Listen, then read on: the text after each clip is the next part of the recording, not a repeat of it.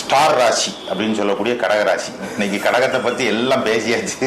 Star super star ராசி மாதிரி கடகம் கடக கடக கடக லக்னம் கடக ராசின்னு போயிட்டு இருக்கு.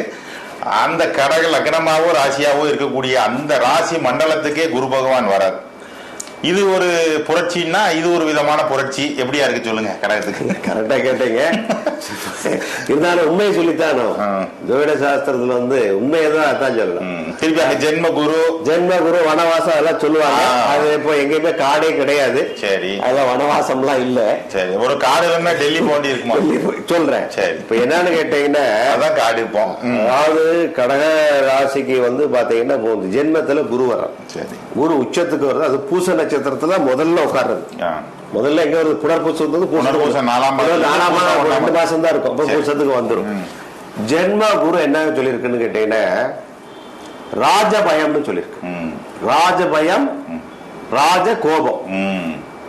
இப்ப எங்க வேலை பாக்குறோமோ, எங்க தொழில் பண்றோமோ, அங்க இவங்களுக்கு மேல இருக்கக்கூடிய ஒரு ஆட்களுடைய கோபத்தையும் அவருடைய பிரச்சனையில அவங்களாடி வரும்னு சொல்லியிருக்கு. இப்ப ராஜாவா இருந்தா பேரரசர்களால வருமா? ஆமா, அவங்க பேரரசரா இருந்தா பேரரசர். அதான் ராஜகோபம். அதான் இதுக்கு ஆதாரம் இருக்கு. இல்ல, ராஜாக்கு ராஜகோபம் எங்க இருந்து வரும்? ராஜாக்கு சக்கரவர்த்தி இருந்து வரும். சக்கரவர்த்தி ராஜா மேல இன்னொரு பேரரசு மக்களுடைய இதனால வருது. சரி, இல்லையா? அப்போ ராஜகோபத்துக்கு உண்டாகக்கூடியது கடக ராசிக்கு இந்த வருஷம் இருக்கு. அது குறிப்பிட்ட பார்த்தா வரக்கூடிய 5 மாசத்துக்குள்ளாக.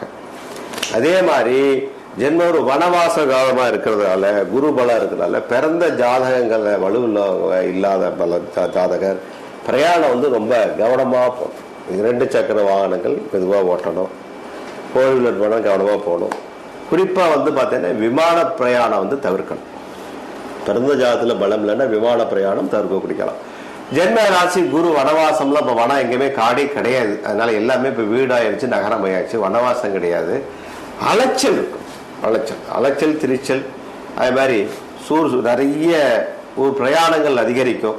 அந்த மாதிரி சூழ்நிலை இப்ப இருந்தாலும் உச்சம் பெற்ற குரு பெருசா ஒன்றும் பெரிய பாதிப்பு வராது. சின்ன சின்னதாக லேசா பெயரும். இருந்தாலும் குடும்பத்துல பாத்தீங்கன்னா குரு பார்வை 5ஆம் பார்வையா பூர்வ புண்ணிய ஸ்தானத்தை பார்த்துரும். இந்த பூர்வ புண்ணிய ஸ்தானத்தை பார்க்கறதுனால குழந்தைகளால் மேன்மை, குழந்தைகளால் சந்தோஷம், மக்களால் நன்மை, இந்த மாதிரி ஒரு சூழ்நிலை ஏற்படும். பூர்வீக சொத்துக்கள் இருந்த வம்பு வழக்கில் வெற்றி பெறக்கூடிய ஒரு காலமாக இருக்கும். குரு பார்வை 7ஆம் பார்வையாக களத்திர ஸ்தானத்துக்கு வருது.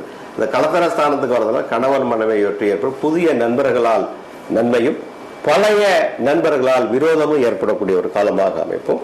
குரு பார்வை பாக்கியாவது 9ஆம் இடத்தை பாக்கியஸ்தானத்தை பாக்குறது. அப்ப பாக்கியஸ்தானம்னா என்ன? பெரியோர் ஸ்தானம்னு பேர். 9ஆம் இடம் பெரிய வயசுக்கு மூத்தாள். ஏதாவது ஒரு பழமொழி சொல்லுவாங்க, மூத்தோர் சொல்லும் முதிர்ந்த நெல்லிக்காயும் முன்னால் கசக்கும் பின்னால் இனிக்கும். மூத்தோர் சொல்லும் முதிர்ந்த நெல்லிக்காயும் முன்னால் கசக்கும் பின்னால் இனிக்கும். அதே மாதிரி பெரியவங்களுடைய பேச்சு கேட்டு வழி நடத்தினால் கடகராசிக்கு இந்த குரு பயிற்சி யோகமாக இருக்கும். இதுதான் உண்மை. கடகராசியை பொறுத்த குரு பயிற்சி பலன் ஒரு 60% யோகமான ஒரு பலனே இருக்கு. சின்ன சின்ன நெருக்கடிகள், சின்ன சின்ன அவமானங்கள் இருக்கு. ஜென்மச்சனி இல்லையா? ஜென்ம குரு ஜென்ம நட்சத்திரத்துக்கு வரும்போது தாக்கமா இருக்கும். சனி பார்வை இருக்கு. அதே மாதிரி யார் யாருல அந்த லக்னமா இருந்தாலும், தனுசு லக்னமா இருந்தாலும் அப்படி இருக்கும். யாருக்கு குரு தசை நடந்தாலும் அப்படி இருக்கும். ஜென்ம சனி அலைச்சல் திருச்சல் தரும். ஜென்ம குரு சனியே மேலதான் குரு. ஜென்ம குரு அலைச்சல் கொடுக்கக்கூடிய பல. அலைச்சல் அலையறதுக்கு சந்தோஷமா பொதுவாக ஜென்ம ராசியில எந்த கிரகம் வந்தாலும் படுத்தத்தான் செய்யும். இல்லையா? இப்போ அலைச்சல் நம்ம சொல்றோம் இல்லையா, சிலருக்கு ஊர் சுத்துறதே பிடிக்கும். அவங்களுக்கு இது எப்படி இருக்கும்? ஊர் சுத்திக்கிட்டே இருக்கதான் பிடிக்கும் அவங்களுக்கு. அப்படின்னா இது என்ன? சுத்தலாம், சரியான சாப்பாடு கிடைக்காது. அந்த மாதிரி சுத்தலாம், சாப்பாடு சரியா கிடைக்கும். சுத்திட்டே அவங்க மனசுல அது ஜாலியா இருக்குமா? அது இருக்கு, அது இருக்கும். சாப்பாடு பசியில ஓம்பு இருக்கும். பசி யாருமே பிறக்க மாட்டாங்களே. பசி பிறக்கக்கூடிய ஆள் யார் இருக்கா? யாரும் இல்லை. ஆமா,